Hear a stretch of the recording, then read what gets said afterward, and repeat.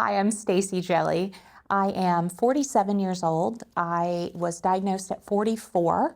I'm originally from Delaware. I spent the last 30 years or so in the Virginia Beach area, and I moved back to the Eastern Shore during COVID. And we literally moved into our house on July 1st, and I was diagnosed with breast cancer on July 5th. So it all happened very suddenly. I didn't even have a family doctor here in Easton yet when I was diagnosed. So the breast center here in Easton was amazing. Robin Ford, the nurse navigator there, if you've had the opportunity to meet her, is an angel. And she did everything I needed. She was amazing. Yeah. Okay, there was one question I was going to ask both of you, Okay. but it's okay. Sure. So, what is something you wish someone had said to you? Because I know you guys were saying that you hated when people said this or this upset you. So Yep. what is something you wish someone had just told you? What is something I wish someone had told me? Go unlock your front door. Somebody's coming to clean your house in a half an hour. No, I think the question that people ask all the time is, what can I do? What can I do? What can I do? Which is incredibly generous. But you're so overwhelmed that you don't know what they can do. Like, you don't know what you need.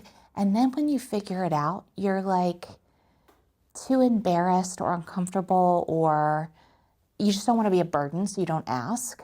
So I think rather than something that I wish somebody had said, what the advice I would give people is, don't ask, just do.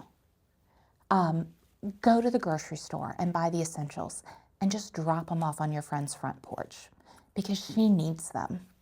She just doesn't want to ask for them.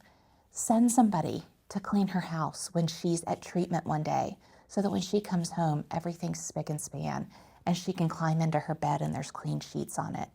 And, the house doesn't smell like chemo, which is a thing. Pick up her kids and take them somewhere, because the thing she wants most is to go take her kids to the park or to the movies or somewhere and do something, but she just doesn't feel up to it. So more than asking, I would just encourage you to just do, which is what a lot of my friends did, and it was the greatest gift ever. Mm-hmm. Yeah. I was going to say, everyone has an army? Yeah. Yeah.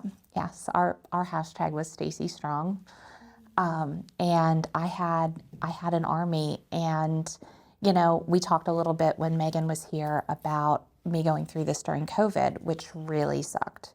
But quite honestly, my people, my army, most of them were in Virginia. So even if it hadn't been COVID, they were so far away that they couldn't be here on a daily basis. But almost every day, I would go to the mailbox and find something, whether it was a card or a gift card, or somebody had sent me gourmet cookies, or a group of my friends, they coordinated together, and it was friends from all different walks of life. So I don't even know how they all connected, but one of them went and bought a t-shirt. It was like kind of that Rosie the Riveter in pink with the pink ribbon in her hair. And they passed it around, and each of them took pictures of themselves wearing it. And then they packed it up and they sent it to me with all of the pictures for me to wear to chemo. It was the things like that. Losing your hair is a big deal. It's a big deal. I try not to be vain, but man, going bald, it's terrifying. And my son was really freaked out about it. He was just beside himself that Mama was going to lose her hair. And it was really important to me, even though it was scary, that I take control of that. So I was determined that I wasn't going to wait for my hair to fall out. Your chemo nurses are great. They'll tell you you are going to start losing your hair. I think it was day 17 after your second infusion was the day your hair would start falling out. And I mean, man, they nailed it. So on day like 10 after my second infusion, four of my dear friends drove here from Virginia Beach. One of them is a hair and makeup artist, two are photographers, and one is just, one of the greatest friends you ever want to meet. They drove here from Virginia, and we had a head shaving party. And so we, put a chair in the middle of my kitchen floor and wrapped a sheet around me. And my photographer friends took all these amazing pictures while my friend Liz shaved my head. And we laughed and I cried a little bit. And it was really kind of the most beautiful thing ever. And then once my head was shaved, Liz did my makeup. And then we had a little bald photo shoot or buzzed photo shoot. And it was really liberating that I didn't wait for the disease to take that away from me. I did that on my own. And honestly, I bought a really expensive wig that I kind of never wore because once I was bald, it was super freaking empowering. It really, I don't know how to describe it. It's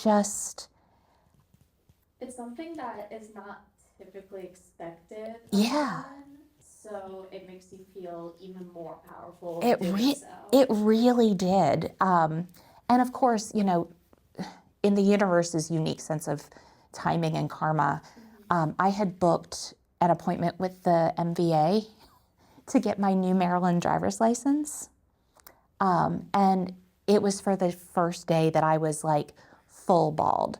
So we buzzed my hair, and then about a week later, it started falling out. I was, at home working on my laptop, and I looked down, and there's just little baby hairs everywhere. And then for about 2 days, you'll laugh at me, but I used a lint roller, like the sticky tape lint rollers, and it was just it would just pull the hair out gently and keep it from being a mess everywhere. And then finally, the third day, I called my husband at work, and I said, tonight's the night. When you get home, we have to do this.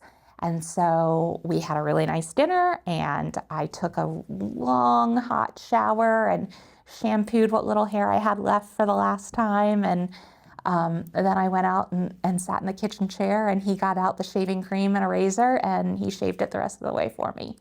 And then the next morning I went to MBA to get my new driver's license.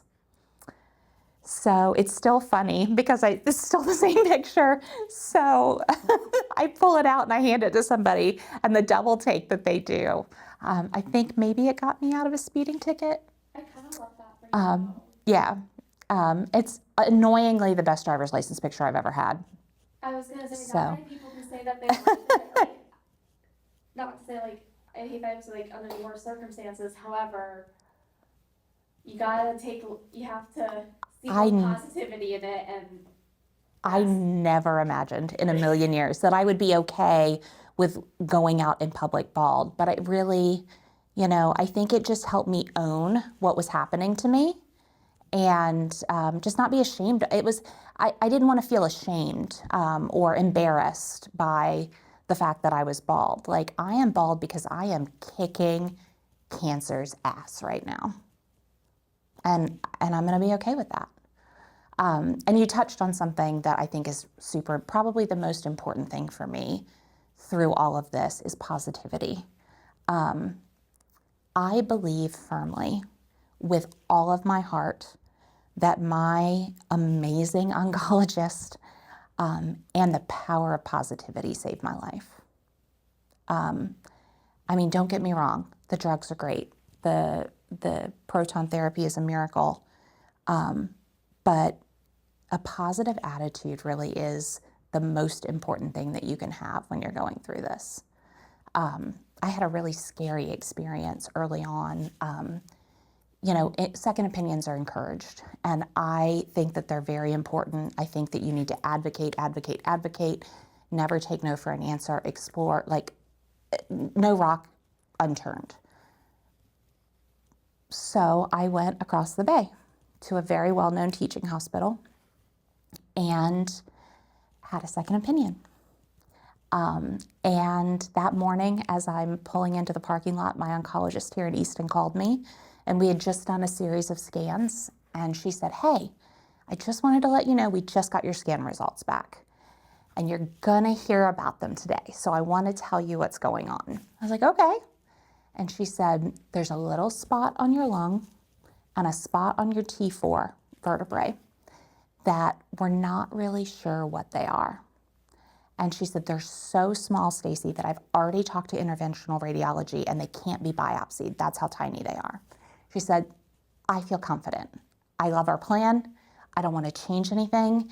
If by some chance they are cancer, we have caught them so early that we're going to take care of it. Like, it's not a big deal." And I said, "Okay, I believe you. I'm good. If you think our plan's good, I think our plan's good." And then I went inside and I met with surgical oncology because I was planning to have all of my surgeries there, which I did. And they were wonderful. We spent an hour together. The doctor drew pictures and wrote a treatment plan, and we reviewed my scans. And I felt so great after that appointment. And I stayed in the same room, and he left, and medical oncology walked in. And the doctor didn't even introduce himself to me. He just said, "You know, based on these latest scans, you're stage 4 metastatic. And I know that you're a wife and a mother, and I really think you need to start putting your affairs in order. I can promise you years, not decades. So you really need to put a plan into place." And then he talked for like another 45 minutes and I didn't hear a word because it was like, there's a buzzing in my ears, like, yeah. And so my dad was with me. He was my cancer buddy. And we got in the car and we kind of looked at each other and we just both started to cry. And then we sort of shook it off, and he looked at me and he said, "Staci, I refuse to believe him." And I was like, "Daddy, can we do that?"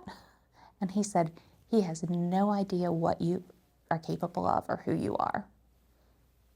And I was like, "Okay, all right." And from that point on, my goal was to hear the words, "You're cancer free," as sort of a kind of ha-ha in your face to this doctor who, without a PET scan, without the real diagnostic tools that he needed, tried to give me a death sentence. And if I were a different person, if I didn't choose to remain positive, that could have been the end. I could have just folded up inside myself and withered away, and I wouldn't be sitting here today. But I have too much to live for. Some doctors Suck. do not have people skills. No. And I don't know. I mean, he's clearly a phenomenal oncologist. You don't rise to a position that he's in at an organization like the one he works at without being really good at what you do. So maybe somebody cut him off in traffic that morning. Maybe he and his wife had a fight. Maybe he had a migraine. Who knows? But for some reason, he chose to it could have broken me. Like, mentally, emotionally, it could have really broken me. But I wasn't going to let it happen. So, yeah, stay positive.